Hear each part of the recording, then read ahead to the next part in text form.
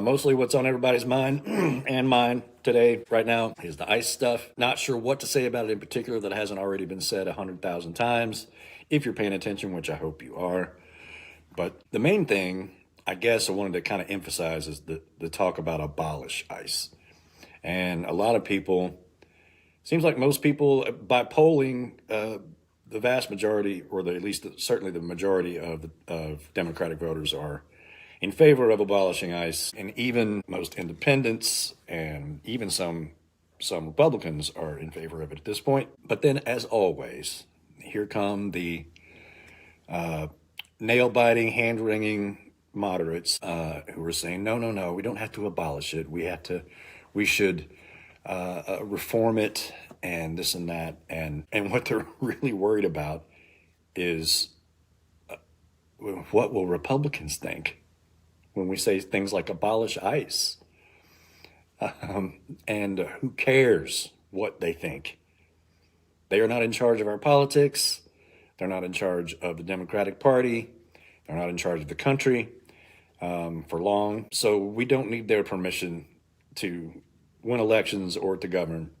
So this knee-jerk Stockholm syndrome thing that we have of worrying so much about what center-right Republicans, which aren't even a thing anymore, what they're going to think about stuff like abolish ICE. Who cares? We need to do what's right, do the right thing. An organization like this can't be reformed. Its purpose in the very beginning was bad. Like, we didn't need it. We don't need it now. We didn't need it then. It didn't start until 2003. And before that, it was CPB, Customs and Border Patrol, and INS, Immigration Naturalization Services, that took care of immigration enforcement. What happened in 2003 was they started DHS, Department of Homeland Security. Basically, the main thing is that they moved it. All those things used to be under the Department of Justice. They used to be under DOJ. So it was a law enforcement issue.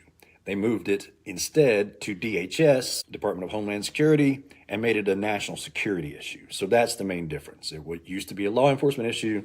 Now they made immigration a national security issue, which is just, again, silly nonsense that happened in the 2000s after 9/11 and after, the whole Muslim panic. And they were trying to do everything they can to take away as many civil liberties as possible.